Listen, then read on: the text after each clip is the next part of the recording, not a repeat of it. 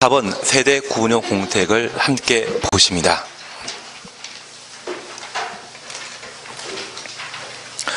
나중에 한 장짜리 보시면서 한 장짜리 나오는 용어를 내가 알고 있는지 모르는지를 꼭 한번 확인하셔야 됩니다.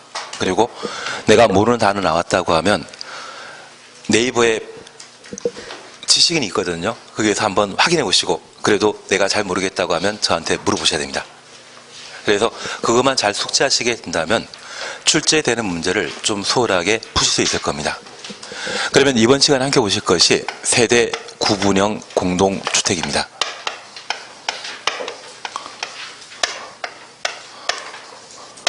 얘는 별표 3개하고 보시는데, 우선 교재 보십니다. 세대 구분형 공택이란 공동택 주택 내부 공간 일부를 세대별로 구분하여 생활 가능한 구조로 하되, 구분된 공간 일부에 대해 구분 소유할 수 없는 가로 해놓습니다. 없는 대신 있는이라 말 나오게 되면 그게 틀린 지문이 되길 겁니다. 공동택을 말합니다. 그래서 우리가 쉐어하우스라는 것을 보신 적이 있는데, 그 쉐어하우스는 세대 구분형 공택이 아닙니다. 방을 여러 사람이 함께 사용하는 것이 쉐어하우스이고, 여기 세대 구분형 공택은 만약 30평짜리 집이 있다고 하면 그 30평짜리를 10평씩 3개로 나누게 되었을 때 각각의 주택 내부에 새로운 경계벽이라는 것을 설치하고 독립된 출입문과 각각의 공간에 욕실과 부엌을 설치하는 것을 세대 구분형 공동택이라 표현하게 됩니다. 그래서 우리 2012년쯤에 40평대 아파트와 60평대 아파트의 분양이 잘 이루어지지 않은 적이 있습니다. 그래서 중대형 평형의 분양을 촉진할 목적으로 법정 세대수는 하나인데 주인이 공간 일부에 거주하고 다른 공간을 임대해서 살 수 있도록 허용한 주거 형태를 세대 구분형 공동택이라 표현하게 됩니다. 취지는 이해되시겠습니까? 그러면 이 세대 구분형 공택은 법정 세대는 하나이지만 구분된 각각의 생활 공간에 대해 구분 소유할 수 없는 것이 특징이라는 것 확인하시고, 이렇게 긴 지문에 구분 소유할 수 있다라고 바꿔놓게 되면 그걸 틀린 정답으로 찾아내셔야 됩니다. 현재 세대 구분형 공택을 건설하게 되었을 때 그 건설 기준, 요건에 관한 사항을 함께 보시는데, 한 장 넘기시면 사업계획 승인받아 세대 구분형 공동택을 건설하게 되면 4개 요건을 충족한 때 세대 구분형 공택을 건설할 수 있습니다. 1번입니다. 세대 구분형 공택의 세대별로 구분된 각각 공간마다 별도의 욕실, 부엌, 현관 둘 것. 그래서 욕실부터 현관까지 가로 해놓습니다. 그리고 2번입니다. 하나의 세대가 통합하여 사용할 수 있도록 세대 간의 연결물, 그리고 경량 구조의 경계벽을 설치할 것. 경량 구조의 경계벽이라 하면 쉽게 제거할 수 있는 것이 특징입니다. 그래서 애초 만들 때는 세대 구분형 공동택인데 집주인이 마음이 바뀌어서 통합해 사용하고자 한다면 쉽게 통합할 수 있도록 연결물이나 경량 구조의 경계벽을 설치하도록 되어 있습니다. 그리고 3번, 세대 구분형 공택은 전체 户수의 3분의 1까지만 만들 수 있습니다. 3분의 1 추천놓습니다. 그리고 4번입니다. 세대 구분형 공택은 전체 주거전 면적 합계 3분의 1까지만 세대 구분형 공택으로 건설할 수 있습니다. 그래서 사업계획 승인받아 건설하는 세대 구분형 공동주택은 전체 세대 중에 3분의 1, 전체 주거전 면적의 3분의 1까지만 가능하다는 것 확인해 놓습니다. 그런데 올해 법을 바꾸어 기존 아파트 공동택을 세대 구분형 공동택으로 개조할 수 있도록 허용했습니다. 그래서 기존 아파트의 한 세대인데 이걸 쪼개는 것이 가능하도록 개정하게 되었습니다. 그러면 이 기존 공동택과 관련된 세대 구분형 공동택의 요건에 있어서는 전체 세대 중에 10분의 1까지만 세대 구분형 공동택으로 건설할 수 있고 개조할 수 있고, 이 세대 구분형 공택은 특정 동의 전체 세대의 3분의 1까지만 세대 구분형 공택으로 바꿔 개조할 수 있습니다.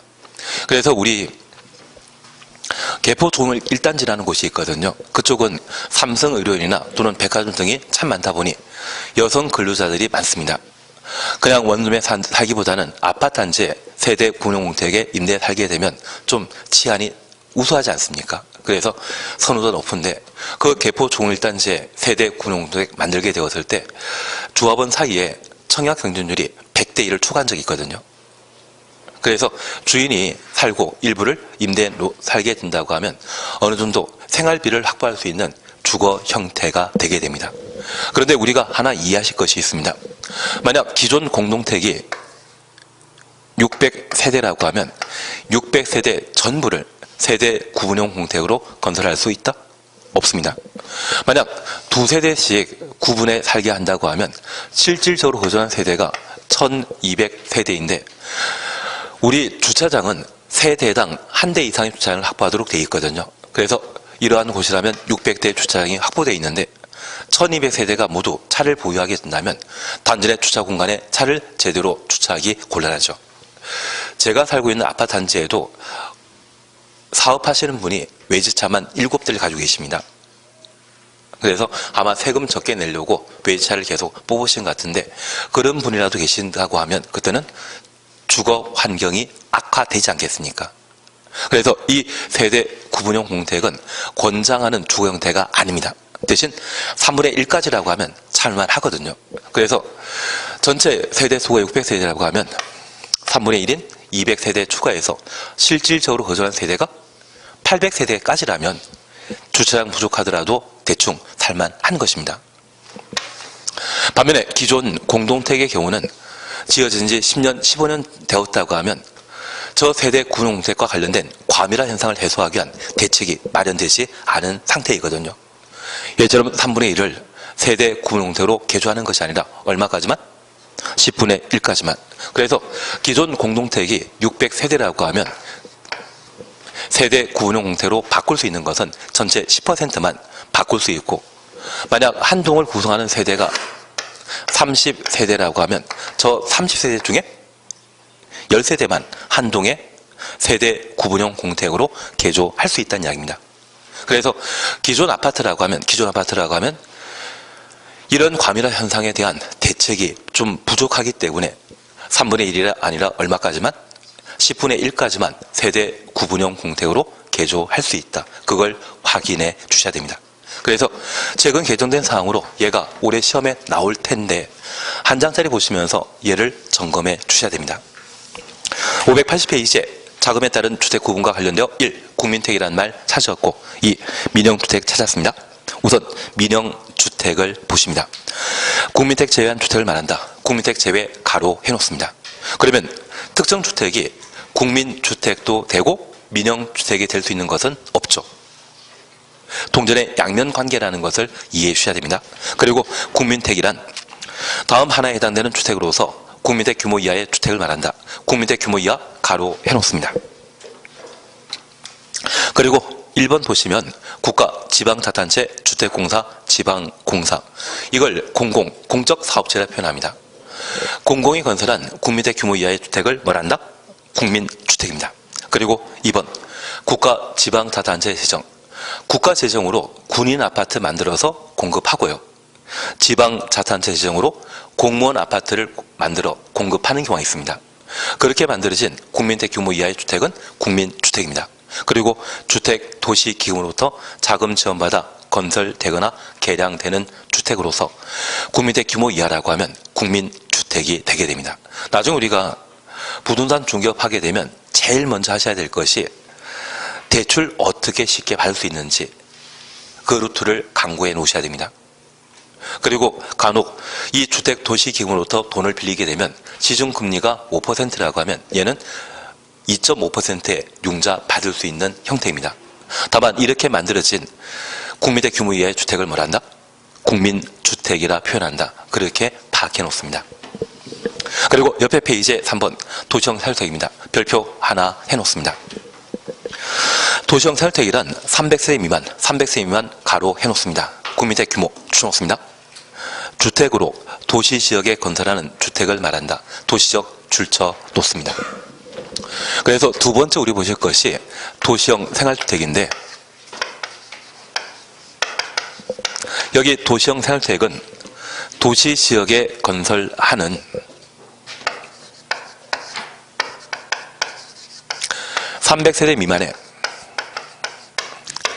국민택 규모의 주택을 도시형 생활주택이라 표현하게 됩니다. 그런데 이 도시형 생활주택은 세대당 0.5대 주차장을 확보하면 도시형 생활주택 건설과 관련된 인허가를 받을 수 있습니다. 그러면 이 도시형 생활주택이 많이 만들어지게 되면 주차장 문제가 크게 야기될 수 있죠. 그래서 사업계획 승인받아 건설하더라도 최대 얼마까지만? 300 미만까지만. 그러면 우리가 잠깐 이해하실 것은 세대 구분형 공택도 주거 환경에 도움되는 좋은 제도입니까? 나쁜 제도입니까? 나쁜 제도이기 때문에 3분의 1까지만. 기존 주택을 세대 구분형 공택으로 만들게 되면 10%까지만 만들도록 되어 있고 도시형 생활주택도 건설하게 되었을 때 나쁜 제도이기 때문에 300세대 미만까지만 건설할 수 있습니다.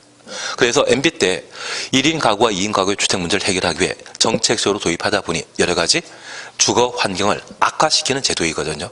그래서 도시지역에 건설하는 것으로 300세 미만까지만 건설 가능하다라는 것 이해하시고, 얘를 만들게 되면 도시지역에 만들어지기 때문에 저 국민택 규모는 85제곱미터까지만 가능합니다.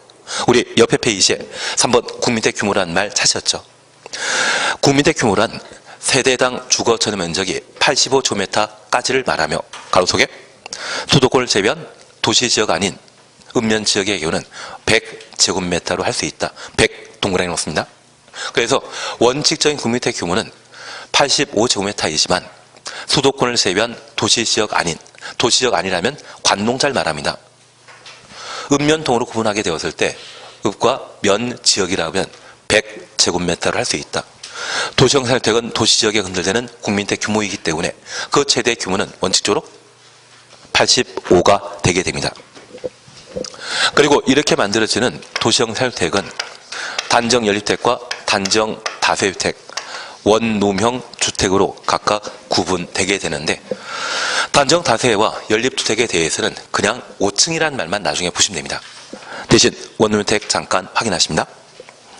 다음 요건 모두 충족한 공동주택인데 세대 주거전 면적이 50제곱미터 이하일 것, 50 동그라미 놓습니다. 세대별로 독립된 주거 가능하도록 욕실, 부엌 설치할 것. 주택과 비주택 구분하는 절대적인 기준이 바로 욕실과 부엌의 존재입니다. 그리고 답은 욕실, 보일러실을 제외한, 욕실부터 제외한까지 가로 해놓습니다. 하나의 공간을 구성하는데 주거전 면적 30제곱미터 이상일 때 30제곱미터 이상 추천없습니다. 두 개의 공간으로 구성할 수 있다. 지하층 설치하지 못한다. 만약 침실과 보일러실이 함께 존재한다면 시끄러운 소리 때문에 잠 못 자겠죠. 그리고 침실과 욕실이 함께 한다면 습도가 워낙 높아지기 때문에 건강에 나쁜 영향을 끼치거든요. 다만 투룸이란 말 들어본 적이 있다고 하면 그 투룸이 가능한 것은 그 면적이 30제곱미터 이상일 때 가능하다. 그렇게 확인하십니다. 어차피 원룸주택과 관련되어 시험 문제 내게 되면 50제곱미터와 30제곱미터 가지고 시험에 내게 됩니다. 그리고 다른 형태라고 하면 욕실과 보일러실을 제외하도록 되어 있는데 이것 두 개 말고 엉뚱한 게 나올 때 있거든요. 그것만 잘 잡아놓습니다. 대신 얘는 허다하게 시험에 나왔습니다. 워낙 자주 시험에 나왔기 때문에 기출문제 한두 개만 보게 되면 얘만 시험에 나와 있거든요. 그래서 올해 우리가 꼭 한번 봐주실 것이 이 도시형 생활주택과 관련된 건축 제한 규정을 보십니다. 얘는 작년에 개정되었는데 작년에는 건너뛰더라고요. 올해는 시험에 나올 수 있다 생각하고 얘를 봐주셔야 됩니다. 양가로 2번 복합 건축 제한 찾으셨죠? 하나의 건설에는 도시형 생활주택과 그 밖의 주택을 함께 건축할 수 없다. 하나 이해하실 것이 있습니다. 도시형 생활주택의 주차장은 세대당 0.5대인데 원룸주택의 경우는 어떤 지역의 경우에는 0.3대 확보하면 원룸주택을 만들 수 있습니다. 만약 원룸주택으로 13대 존재하고 한 건물에 일반 주택이 13대 존재한다면 주차장은 15대 확보한 때 건축 허가나 또는 사업계획 승인 받을 수 있거든요. 그런데 이 원룸주택의 모든 분들이 차를 다 가지고 계시다고 하면 확보되어 있는 15대 주차장에 10대를 먼저 차지하고 나중에 일반 주택에 거주하는 분이 퇴근하게 되었을 때 주차할 공간이 부족하게 되면 동일한 건물에 살고 있는 주민 상환에 다툼 발생하지 않겠습니까? 그래서 일반 주택과 도시형 주택은 같은 건물에 함께 건축할 수 없습니다. 분쟁거리 뻔히 보입니다면 이런 것들은 아예 규제가는 게 필요하지 않겠습니까? 취지 이해되시겠습니까? 단서 잠깐 확인해 놓습니다. 다만 다음의 경우는 그러하지 아니하다. 그래서 원룸형 주택과 일반 주택 딱 한 세대로서 그 주거적 면적이 85제곱미터 초과하는 경우는 동일한 건물에 건축할 수 있습니다. 그러면 우리가 이해하실 것은 이 원룸주택은 단독택 소유자가 철거하고 이 원룸주택을 만들 수 있거든요. 그 소유자가 직접 거주하며 원룸주택을 관리하고자 한다면 일반 주택, 도시형 생활주택 외주택을 얼마? 딱 한 세대. 크기는 85제곱미터 초과하는데 동일한 건물에 건축할 수 있다는 이야기입니다. 그리고 단서를 잠깐 보십니다. 2번 찾았습니다. 준주거적 또는 상업지역에서 준주거적 상업지역 가로 해놓습니다. 원룸주택과 도시형 생활주택 외주택을 함께 건축하는 경우는 동일한 건물에 건축할 수 있습니다. 그래서 토지 가격이 높은 상업지역이나 준주거지역에 원룸형 주택을 건설하게 되면 도시형 생활주택을 제외한 일반 주택을 함께 건축할 수 있습니다. 그런데 원칙은 세대수 제한하고 있지 않습니까?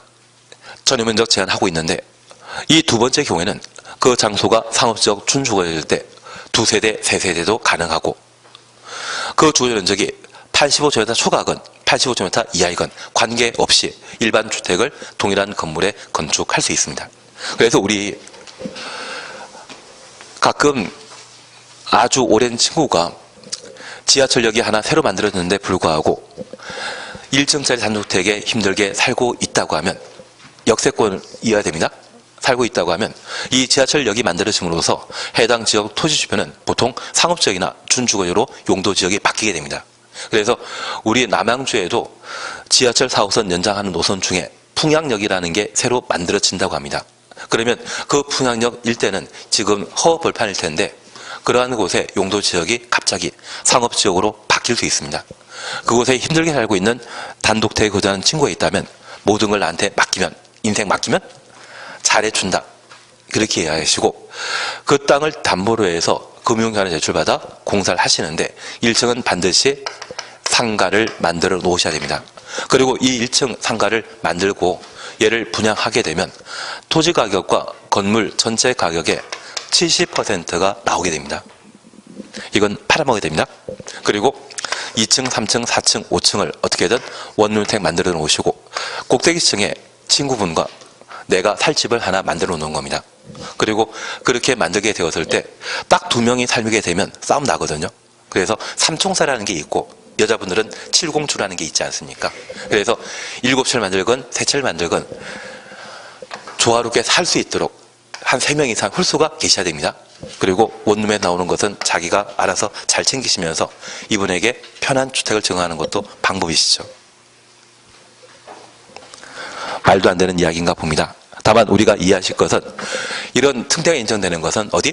상업지역 준주거지역이라면 원룸주택 건축하게 되었을 때 일반 주택을 세대수 제한 없이 주거점에서 제한 없이 함께 건축할 수 있다. 그걸 잡아주시는 게 필요합니다. 얘가 재작년에 개정되었는데 얘가 시험에 아직 안 나오고 있는데 시험에 나오게 된다면 얘가 시험거리가 되게 됩니다. 다만 올해 시험 우선순위가 있다면 얘입니다. 올해 개정된 세대 구분형 공택, 특히 기존 공동택을 공동택관리법에 따라 세대 구분형 공택으로 건설하게 되었을 때 그 개정사항을 꼭 한번 잡아내시는 게 올해 시험거리가 되게 될 겁니다. 한당동이시면 1번 에너지 절약형 친환경 주택과 건강 친환경 주택에 대해서는 챙기시고 4번 토지 임대부 분양 주택이란 말 찾으셨죠. 얘는 표현만 이해하십니다. 여기 토지 임대 분양 주택은 보통 주택을 분양하게 되면 토지의 소유권과 건물 소유권을 함께 넘겨주는데 얘는 땅 주인과 주택 소유자가 서로 다른 형태입니다. 다만 얘는 나중에 우리가 몇 개 정리하실 게 있는데 가장 중요한 것이 있다고 하면 토지 임대 분양 주택에 있어서는 주택 소유자가 토지의 사용권을 가지게 되는데 그 사용기간이 40년이라는 것을 나중에 한번 보게 될 겁니다. 그리고 토지 임대부 분양주택을 재건축하게 되었을 때 그 재건축 요건이 무엇인지 그 두 가지만 나중에 보십니다. 대신 지금 이 표현 보게 되면 토지 소유자와 주택 소유자는 같은 사람이다, 다른 사람이다. 다른 사람입니다. 사업체가 주택을 건설하게 되었을 때 소유권은, 토지의 소유권은 자기가 가지고 주택만 소유권 넘겨준 그런 형태를 말합니다. 그래서 중국이나 공산주의 국가에서는 토지에 대해 소유권은 국가가 가지고 그 토지에 대한 사용권을 일반 국민이나 외국인이 가지는 경우가 있거든요. 그런 형태가 토지 임대부 분양 주택입니다. 그래서 우리가 알고 있는 러시아에 귀한 동계 올림픽 선수 있지 않으십니까? 그분이 러시아에서 좋은 아파트를 몇 개 받았다지만 다 포기하고 넘어오셨는데 그 이유는 다른 거 없더라고요. 건물만 가지고 땅은 국유이기 때문에 그냥 넘어오신 것 같은데요. 예, 그래서 삶은 땅 주인과 건물 주인이 같다 다르다. 그것만 이해해 주십니다. 그리고 4번 장수면주택이라는 말 보실 수 있습니다. 여기 장수면주택은 수명이 긴 게 아니라 장수할 수 있는 주택이 아니라 수명이 긴 주택을 장수명주택이라 표현합니다. 일반 주택의 경우는 준공후 30년 지나게 되면 아파트에 대한 재건축 가능한데 얘는 75년 동안 사용할 수 있습니다. 대충 70년간 사용할 수 있는 주거 형태를 장수명주택이라 표현합니다. 그래서 장수명주택과 관련되어 잠깐 확인하실 게 있습니다. 구조적으로 오랫동안 유지 관리할 수 있는 내구성 갖추고 있고 입주자 필요에 따라 주택 내부 구조를 쉽게 변경할 수 있는, 그래서 내부 구조를 쉽게 변경할 수 있는 가로 해놓습니다. 있는 대신 없는 들어가 있으면 틀립니다. 지금 세대 구분형 공택은 구분 소유할 수 없느냐 돼 있었습니다. 그게 있는으로 바뀌어 있으면 틀리고 얘는 쉽게 변경할 수 있다 이 말 대신 없다로 바뀌어 있으면 그게 틀린 겁니다. 그것만 잘 주의해 놓습니다. 그리고 5번 준주택은 작년에 시험에 나왔습니다. 올해 시험 나올 일 없습니다. 대신 준주택은 주택이다 아니다? 아니다. 그래서 다중생활시설 고시원 건물을 말합니다. 노인 복지주택, 오피텔, 기숙사. 그래서 작년에 요렇게 한번 한 적이 있습니다. 오노 다른 사람 기억나시죠? 이들은 기술 참 많던데요. 그래서 오노 닭입니다. 오피텔, 노인 복지주택, 다중생활시설, 기숙사. 작년에 시험에 나왔으면 올해 나온다 안 나온다? 안 나온다. 작년에 학교 가신 분이 이 말씀 하시더라고요. 처음 잘 정답 체크했는데 한 번 더 보아가지고 이 문제 틀렸다 하시더라고요. 앞에 오노닭이만 참 나와주면 좋은데 앞에 3층짜리 4층짜리 이런 게 붙다 보니까 두 번째 검토하실 때 헷갈려 하셨나 보더라고요. 그래서 우리가 100분에 걸쳐 공법과 공인중개사법을 공부하게 되면 첫 번째는 집중 열심히 하셔서 문제 푸시게 됩니다. 근데 시간 넘는다고 해서 다시 한번 보시게 되면 이미 정신력은 소모할 만큼 소모한 상태에서 답을 바꾸게 되면 열에 9번 틀린 답을 바꾸시더라고요. 그래서 내가 처음 봤을 때 틀렸는데 두 번째 봤을 때 맞출 수 있는 확률은 몇 퍼센트? 10%밖에 안 되기 때문에 아예 그 시간 남는 게 있다고 하면 그냥 주무시기 나왔습니다. 그래서 좀 시간 남는다고 하면 내가 뭔가 건너뛰고 밀려 쓰는 게 있는 거 없는가 그것 확인하는 게 필요하시지 그때 정답 바꾼다는 생각은 안 하시는 게 좀 좋지 않나 싶습니다. 다만 그렇게 시간을 안분하기 위해서는 모의고사를 최소 3번 이상 보셔야 됩니다. 3번 이상 보셔야만 내가 학교론이나 민법 시간에 어느 정도 시간 안분이 필요한지, 만약 뭐 민법이나 학교론이 올해는 학교론 어렵습니다. 작년에 민법 어려웠고요. 그래서 재작년에는 학교론 어려웠고 한 해 왔다 갔다 하십니다. 그래서 올해는 무조건 학교론 어렵고 민법은 아주 쉽게 나올 겁니다. 예, 그런데 하여튼 그거 하실 때 내가 어떤 특정 과목에서 점수 잘 받겠다고 해서 60분, 70분 다 사용하시고 나머지 한 과목을 30분에 푼다고 하면 내가 맞출 수 있는 거 다 놓치고 나머지 부분에 대해서는 그냥 과락이 발생할 수 있거든요. 그래서 어떻게든 시간 안분을 잘 하셔가지고 내가 민법에서 얼마 안에는 푼다. 그 생각 드신다면 그 시간 안에 풀고 못 푼 게 있다면 일단 건너뛰셔야 됩니다. 결론 다 푸시고 나서 좀 시간 남는다고 하면 그때 못 푼 문제를 손 대시는 게 필요하십니다. 그래서 시간 안 분이라는 게 참 중요하다. 그렇게만 이야기 드리겠습니다. 그리고 한번 체크한 것은 답 바꾼다 안 바꾼다. 그러셔야 됩니다. 10%밖에 정답 찾아가는 거 없습니다. 90%보다는 바꾸면 안 됩니다. 583페이지 보시게 되면 공공택지라는 말이 있습니다. 여기 공공택지에 대해서는 최근 시험에 나왔기 때문에 크게 필요 없습니다. 조금 이따 제가 설명드리도록 하겠습니다. 그리고 이 주택단지 찾으셨죠? 주택단지란 주택건설사업계획 또는 대지조성사업계획 승인받아 주택과 부대폭리설 건설하거나 대지조성안 사용하는 일단의 토지를 말합니다. 다만 다음 실로 분류된 토지는 각각 별개의 주택단지로 본다. 각각 별개의 주택단지 가로 해놓습니다. 1번 철도, 그리고 2, 3 묶어놓습니다. 하나 이해하실 것이 있습니다. 아파트 단지가 조성되었는데 단지 한가운데 철도나 고속도로가 만들어지게 되면 이 주택단지의 한쪽에 있는 관리사무소가 존재할 것이고 그 관리사무소의 직원들이 철도 넘어 이곳의 공용 부분을 제대로 관리할 수 있다? 불가능합니다. 그래서 이러한 철도 등이 단지 한가운데 만들어지게 되면 그 주택단지는 각각 별개의 주택단지로 분류하고 이쪽 부분에도 관리사무소나 어린 놀이터 등을 따로 설치하는 것이 분리된 각각의 주택단지가 되게 됩니다. 취신 이해하시겠습니까? 그런데 이런 분리 기준과 관련되어 우리 2번 보게 되면 폭 20m 이상의 일반 도로와 그리고 3번 보게 되면 폭 8m 이상의 도시계획 예정 도로를 함께 볼 수 있습니다. 2003년도가 2004년도에 제가 인천에서 수업한 적이 있었는데 저희 수강생 중에 한 분이 4월 달에 로또에 1등 되신 적이 있습니다. 그때 수업 시간 중에 재미로 로또를 구입하게 되면 28을 반자도 놓고 한번 해보라고 한 적이 있거든요. 그리고 28 집어넣고 1등이 되셨는데 바로 사라지셨습니다. 대신 그 당시 학원에는 한 700명 정도가 앉아 있었기 때문에 그분 사라졌다 할지라도 제가 알 수가 없었습니다.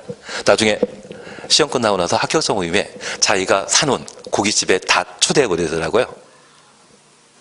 그래서 나중에 로또 구입하시게 되면 반자동도 있다는 것을 기억하시고 그때 활용하실 방법으로 28을 이용해 주는 것도 필요하신 것 같습니다.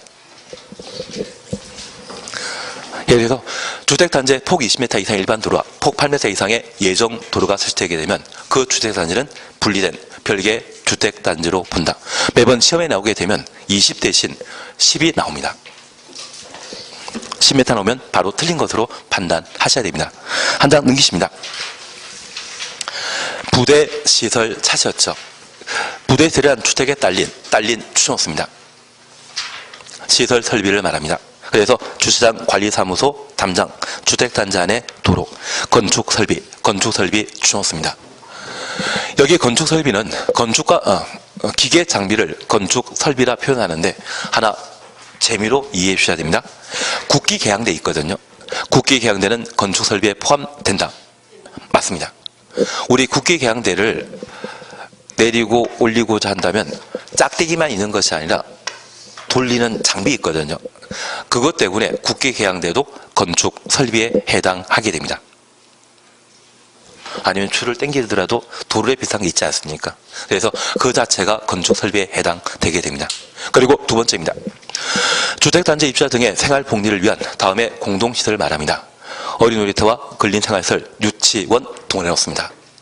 우리가 기억하시길 한유총 사건을 경험하신 바 있습니다. 유치원 올해 논란 끓이지 않았습니까? 그래서 이 유치원은 주택법에 따르게 되면 어디에 속한다?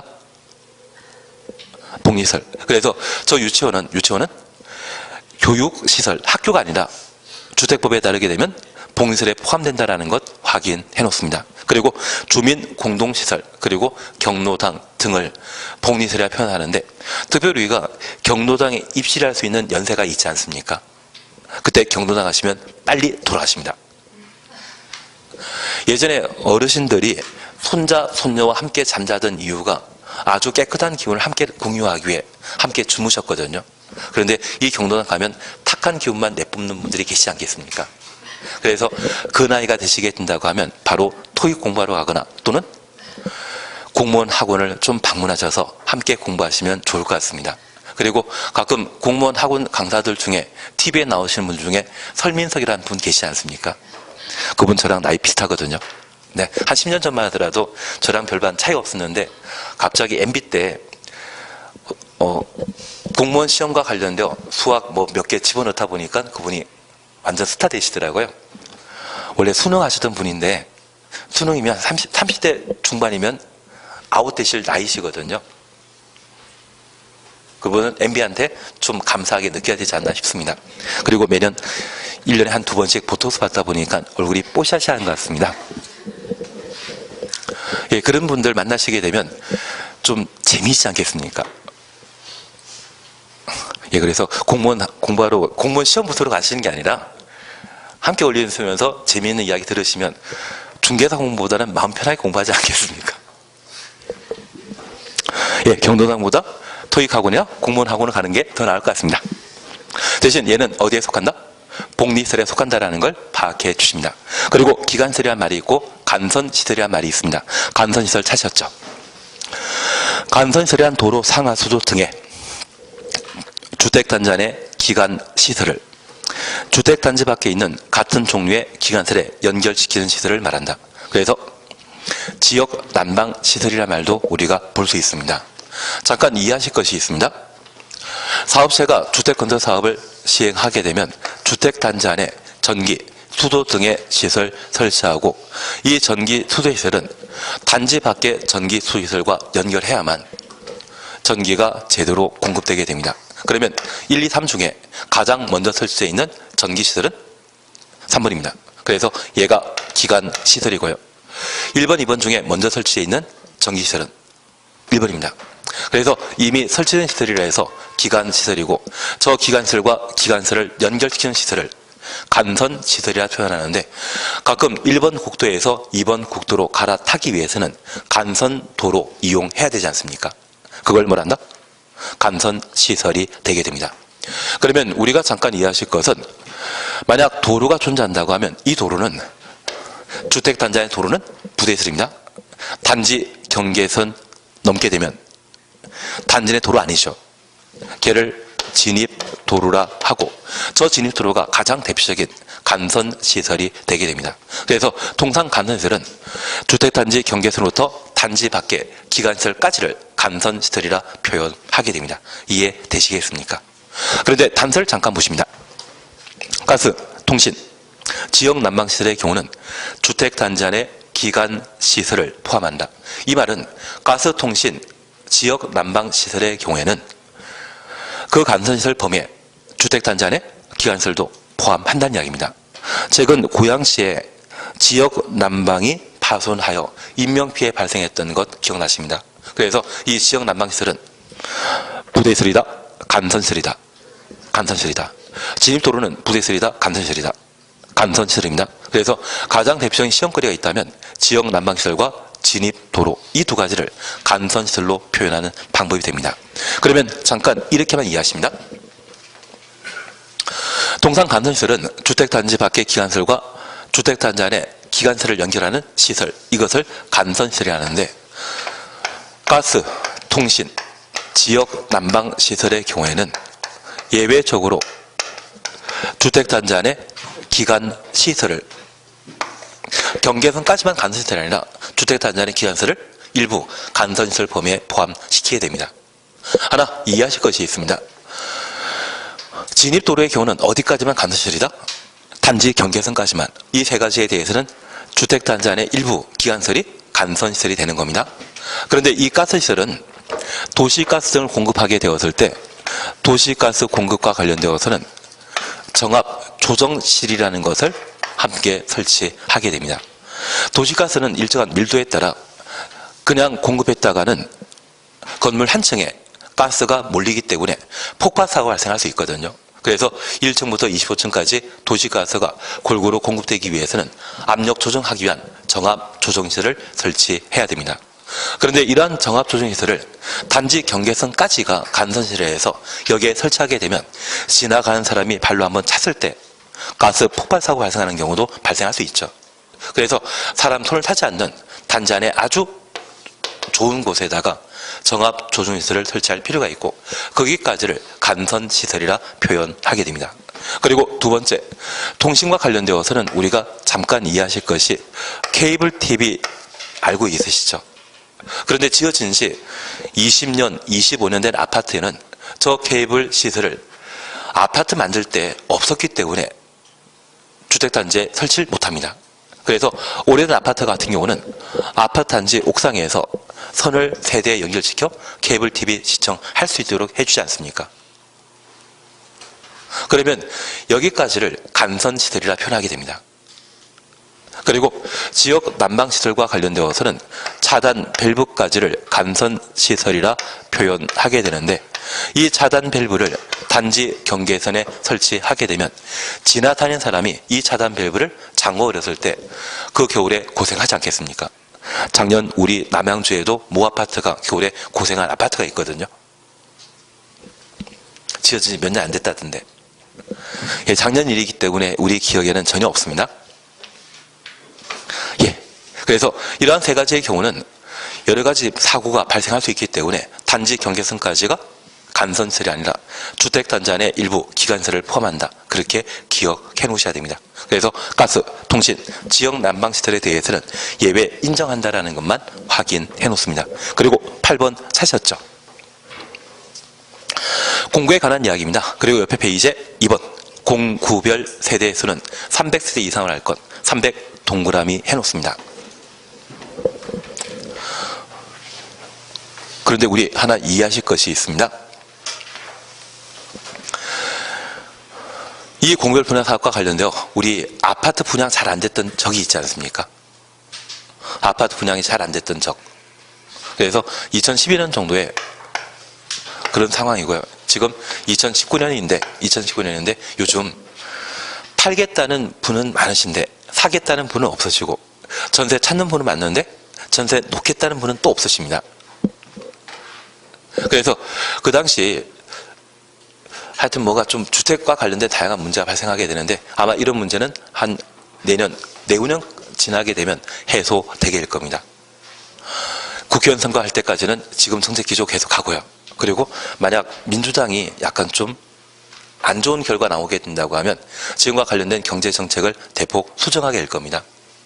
대신 우리가 처음에 이 정권 들면서 처음 가장 좋은 이야기로 해서 최저임금 올려주지 않으셨습니까? 물가 다 오르더라고요. 그냥 임금만 올라가면 참 좋은데 나머지 다 올라가는 쪽을 아마 이번 정권 잡으신 분들이 아마 경제 쪽에 대해서는 아마 초짜가 아닌가 생각 많이 합니다. 뭐 좋은 것 하나는 보이는데 그게 어떤 파급 효과 보이는지에 대해서는 전혀 좀 생각 못하는 그런 다 훌륭하신 분들이지 않으십니까? 훌륭한 분이십니다. 그래서 아마 이런 경제 정책이 좀 있다 보니 지금 부동산 거래도 작년에 40%가 채 안 되거든요. 그래서 작년 재작년까지만 하더라도 정부의 국간의 예산이 참 넘쳐났던 것 같습니다. 거래할 때마다 세금 잘 받아놓았던 게 있거든요. 근데 이제 거래가 안 되다 보니 어디에서 세수 확보될지 모르겠습니다. 뭐 알아서 잘 하시겠죠. 그래서 아마 내년까지는 분명 나쁠 거고요. 내년에 국회의원 선거 끝나고 나서 좀 이상한 결과 나온다고 하면 다음 대통령 준비하기 위해 좀 경제 정책이 많이 바뀌지 않나 싶습니다. 그리고 그때가 아마 내가 집을 마련하고자 한다면 그때가 그 시기입니다. 사실 우리 집값 많이 올라갈 때쯤 해서 팔겠다는 사람 없었거든요. 그래서 어느 정도 매물 확보하고 그 매물을 좀 소화시킨 상태에서 내가 원하는 것 찾을 수 있다고 하면 그게 국회의원 선거 끝나고 그때가 아닌가 싶습니다. 그래서 요즘 다 경기 안 좋고 학원도 경기 안 좋거든요. 그래서 지금 전국의 학원 중에 300명 이상 앉아있는 곳이 없습니다. 그리고 작년에 한 절반 이상 학생들이 다 빠져나가신 상태이거든요. 우리 원장님도 많이 힘들지 않으시겠습니까? 그래서 특강 하자고 하면 특강에 많이 동참해 주시고 아시는 분 있으면 손잡고 이러시는 것도 괜한 이야기 했나 봅니다. 그래서 지금 경기가 좀 나쁘지만 아마 2020년 후반쯤 되면 그때 내가 원하는 물건 탈 수 있는 그 시기라 생각해 주셔야 됩니다. 그리고 올해 따시고 한 6개월에서 1년 정도 연습하신 상태에서 내가 부동산 중개업에 다시 처음 시작하시게 될 때 경기가 상승 곡선에 해당되게 된다고 하면 내가 기본만 하더라도 충분한 이익을 얻을 수 있거든요. 그런데 저 경기 타는 것도 어느 정도 내가 연습되고 훈련돼야만 경기 탈 수 있지, 가끔은 경기 좋아지는데 나는 반대로 가는 경우가 있습니다. 그러려고 하면 올해 잘 따시고 한 내년 정도 연습하시고 경기 좋았을 때 호경기에 함께 편성하시는 게 짧은 시간에 돈 벌 수 있는 방법입니다. 제가 한 4년 전에 제 수업 들으신 분 중에 한 분이 갭 투자만 열심히 하신 분이 계시거든요. 아까 중심 상업지역과 일반 상업지역의 공동택에 대해서는 1조 확보에 관한 높이 제한 규정을 적용하지 않는다. 그래서 한 4년 전쯤에 만들어진 게 강화문 쪽에 경복궁 자이 아파트 있거든요. 그 경복궁 자이 아파트가 분양 가격이 6억 7천 8천 정도였는데 그걸 당첨되셨다고 하더라고요. 그리고 저한테 이거 팔까 말까 했는데 제가 팔지 말라 했거든요. 오늘 와가지고 부동산 중개업 하시는 분이 8천만 원의 피를 보장해준다 해서 낸 거 팔았다 하시더라고요. 당첨될 때는 내 돈 하나 들어가는 거 아니거든요. 통장만 이용되니까. 그리고 왜 팔았냐 하니까 저보고 밥 한 개 사주려고. 그리고 딱 석 달 지나서 그게 10억 찍어버리고, 그리고 한 1년 지나서 그게 분양권이 18억까지 올라온 적이 있거든요. 그래서 지금 가장 억울해하는 게 그거라고 하시더라고요. 그래서 아마 경기 탈 때 잘 타게 된다고 하면 짧은 시간에 내가 원하는 돈을 버실 수 있는 게 이쪽 부동산 쪽이 아닌가 싶습니다. 하여튼 지금 제가 경기 나쁘다는 이야기들은 생각났습니다. 엉뚱한 이야기 계속 드렸습니다. 우리 공구별 분할 사업을 잠깐 이해해 주시는데, 최근 서울에도 홍제동과 태릉 쪽에 신규 아파트를 분양했는데 청약할 때는 한 3대1, 5대1 정도 되었는데 실제 계약 체결안이 분양 세대 70%만 실제 계약 체결한 곳이 있습니다.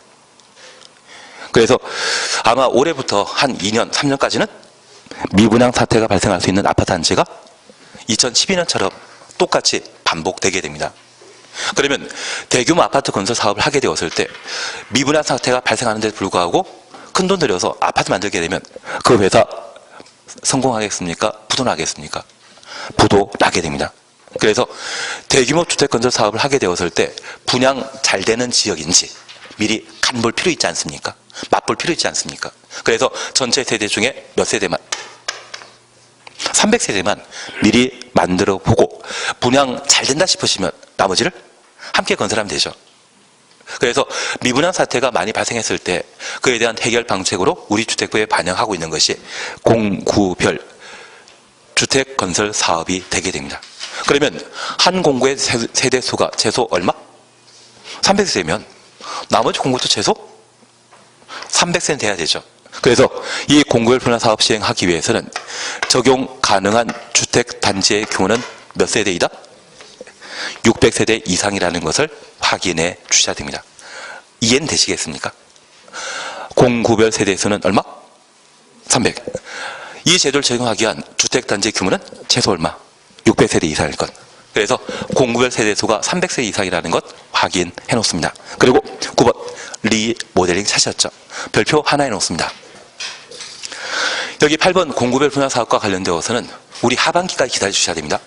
하반기에 진짜 미분양 사태 많이 발생하면 얘가 치사성 있는 문제가 되어버리고요. 그게 아니라고 하면 얘는 시험권이 아닙니다. 어차피 우리 시험은 한 8월 달에 만들어지기 때문에, 8월 달에 문제 만들어지기 때문에 그때까지 개정된 사항이나 경기 동향이나 시사성을 고려해서 시험 문제가 좀 선택될 필요가 있습니다.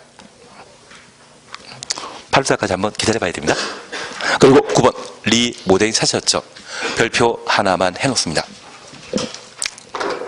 그런데 우리 일개 잠깐 다시 한번 봐주십니다. 사실 교재 순서대로 했는데 나중에 한 장짜리를 다시 한번 보시게 되면 우리가 방금 보셨던 주택법의 적용 범위, 적용 대상은 첫 번째 우리가 기억하실 것이 공공택지가 되게 됩니다. 여기 택지는 공동택, 아파트를 건설할 수 있는 땅을 택지라 표현하는데, 얘를 공공이 사용하여 택지 개발하게 되면 걔를 뭐란다? 공공택지입니다. 그래서 우리 남양주에 지정된 3기 신도시인 왕숙지구, 그 왕숙지구는 매매 방법으로 땅을 사들이겠습니까? 강제 수용하겠습니까? 강제 수용하게 됩니다. 그러게 조성된 땅을 뭐란다? 공공택지가 됩니다. 그래서 실제 왕숙지구 가보시게 되면 보통 관농자에 해당되는 땅인데 평당 거래 가격이 한 150만 정도 하거든요. 150, 200만 원 하거든요. 그걸 70만 원대에 강제 수용하게 될 겁니다. 그리고 70만 원대에 강제 수용하게 되면 한 평에 지하 매설물이라 해서 지하시설이라 해서 전기, 통신, 수도 여러 가지를 설치하고 도로 깔게 되면 평당 대지 조성 비용이 보통 70만 원 정도 되거든요. 그래서 조성가가 얼마이다? 한 150만 정도이고, 얘를 감정평가하게 되면 지하철역 주변이라면 갑자기 평당 1000만 원대가 오르죠. 대신 얘를 임대주택이나 또는 분양가 상한제 정책 건설 공급하게 되면 그때는 1000만 원이 아니라 좀 저렴하게 한 500, 700 정도가 되게 될 겁니다.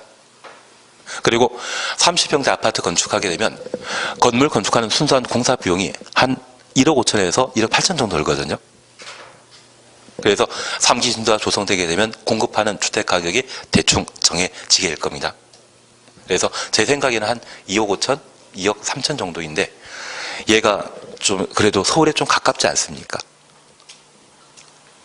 가격 올라갈 것 같습니까? 떨어질 것 같습니까? 올라갈 것 같으시면 나중에 꼭 어떻게든 분양 자격 요건을 잘 충족시켜 주셔야 됩니다. 뭐 전혀 와닿는 소리가 아니었나 봅니다. 예, 그래서 공공택지 얘는 작년에 3기 신도시에 대한 지정 발표가 있었기 때문에 비록 28회 때 우리 시험에 출제되었다지만 28회 때가 아니라 28회 때면 한 2년 전이거든요. 2년 전, 하여튼 2년 전인데 지금 다시 시험 문제가 거론될 수 있다는 것 기억하시고, 만약 이 공공택지 이야기가 나오는데 수용 대신 환집 방식이라는 말 들어가게 되면 바로 틀린 지문으로 잡아내셔야 됩니다. 공공택지는 어떤 방식으로 조성한 땅이다? 수용 방식으로. 그런데 우리 왕숙지구의 경우는 6만 6천 세대 아파트를 만든다는데 걔를 현대건설 혼자 만들겠습니까? 여러 건설회사에서 만들겠습니까? 여러 건설회사에서. 그러면 여러 건설회사에서 공공택지 땅을 일부 분양받고 아파트 단지를 만들게 되면 그게 뭐다? 주택단지가 되게 됩니다. 그러면 이러한 주택단지에는 28이란 말을 우리가 기억하고 있습니다. 얘가 만들어지게 되면 그 주택단지는 각각 분리된 별개의 주택단지로 본다. 분리 요건 28이었습니다. 로또 앞으로 구입하시게 되면 28을 이용한 반자동, 그리고 제가 3분의 1 떼어달라는 이야기는 절대 안 합니다. 그때도 밥 한 끼 먹고 빠이빠이 했거든요. 그리고 두 번째, 이 주택단지에는 30세대 이상의 주택건설 사업 하게 되었을 때 주택단지 전체에 걸쳐 사업계획 승인받아 주택건설 사업 하도록 되어 있는데 공구별 분할 사업 가능하죠. 이렇게 공구별로 분할 사업하고자 한다면 그 적용 대상은 600세대 이상일 때 공구별 분할 사업 가능하고, 공구별 세대수는 몇 세대 이상일 것? 300세대 이상일 것 확인해 놓습니다. 그리고 이러한 주택단지에는 주택과 부대시설, 복리시설을 각각 두게 되는데 여기 주택과 관련되어 우리 시험에 나오질 않지만 주택과 비주택의 절대적인 요건은 무엇이다? 부엌, 욕실 갖췄다면 주택이고 없으면 비주택입니다. 우리 학원 건물에도 화장실은 있지만 욕실은 아니죠. 탕비실은 있을 수 있지만 부엌은 아닌 겁니다. 그러한 것들은 비주택이라는 것 기억하시고, 특별히 비주택이지만 주택처럼 사용하고 있는 건물을 준주택이라 한다. 특별히 준주택과 관련되어 우리 얘는 29회 때 시험에 나왔기 때문에 올해 볼 일 있다 없다? 없다라고 해주십시오. 나중에 기출문제 이거 틀린다 해서 너무 마음 상하지 마십시오. 이런 건 틀릴 상관은 없습니다. 나올 걸 맞추시는 게 필요합니다. 그리고 이 주택법에 따라 주택을 건설하게 되면 30세대 이상 주택을 건설하게 되었을 때 30세대가 모두 내가 살 집은 아니죠. 팔집, 분양할 집일 겁니다. 그러면 저 30세대 이상의 사업계획 승인받아 건설할 주택에는 광해 단독주택 중에 시장님이 살고 있는 공관은 사업계획 승인 대상 주택 범위에 포함되지 않고 기숙사는 준주택이지 사업계획 승인 대상 주택이 아니라는 걸 확인해 뒀습니다. 그리고 이러한 주택을 분류함에 있어서 도시형 생활주택이 전통적인 시험거리였습니다.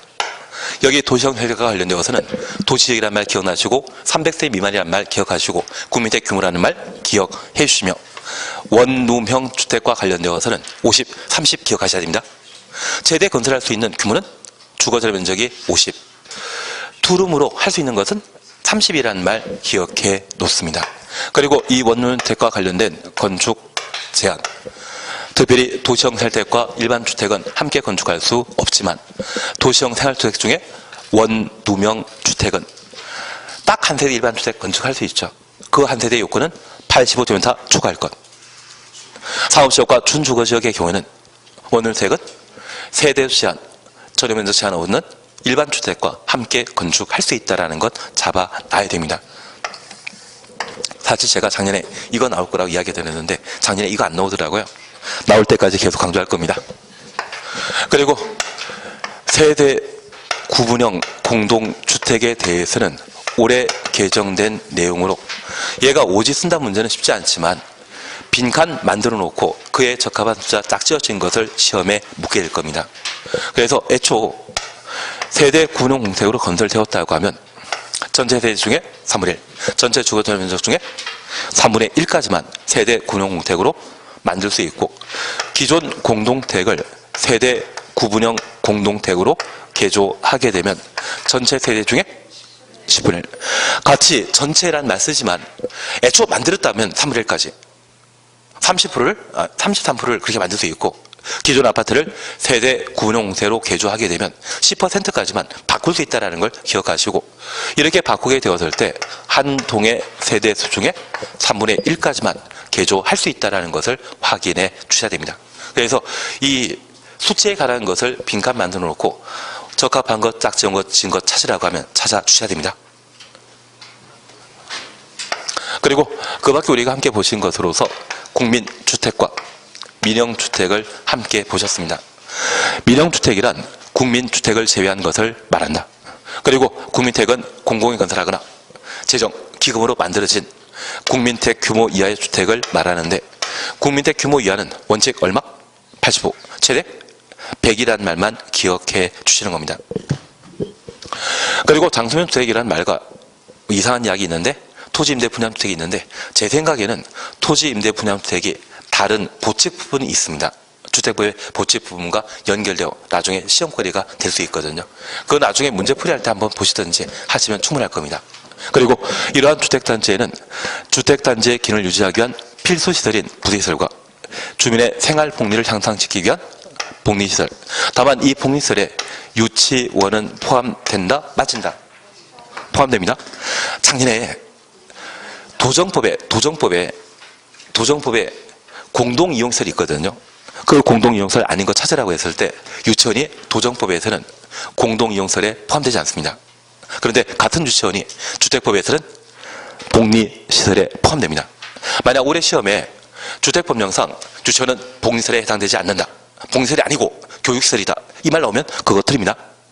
도정법에서는 도정법은 아직 안 하셨죠? 도정법은 마음 편하게 내리 찍으십니다. 작년에도 제가 한 10회독인가 12회독 했다고 하신 분이 계시는데 몇 개 맞았냐 물어보니 6문제 중에 2문제 맞췄다더라고요. 그리고 한 번도 안 보고 그냥 내리 찍었는데 하나 맞췄다 하시더라고요. 도정법을 12번 보나 한 번도 안 보고 찍거나 점수가 엇비슷하지 않습니까? 대신 제가 그런 이야기 드릴 수 있습니다. 도정법을 25번 보시면 그때는 출제되는 6문제 다 맞춥니다. 근데 25번 보실 정도면 민법 회독수 늘리는 게 더 낫지 않으시겠습니까? 중개사법 그 부분이 더 낫습니다. 그래서 도정법에 대해서는 많이 하나 적게 하나 결과는 똑같기 때문에 제가 한 필요한 부분 딱 3군데에서 4군데 이야기 드리게 될 겁니다. 그리고 마음 편하게 생각하셔야 됩니다. 잘할 수 있지만 그 시간에 영화 한 편 더 보는 게 마음 편하지 않겠습니까? 예, 그래서 여기 복리시설과 관련되어서는 유치원과 관련된 부분만 조금 정리해 주십니다. 그리고 세 번째 우리 보시는 게 간선시설에 관한 내용 보셨는데 진입 도로는 간선시설이죠. 그 개념만 잡아놓으십니다. 그리고 쉴 때 되셨기 때문에 쉬었다가 리모델링을 해나가도록 하겠습니다. 쉬었다 하십니다.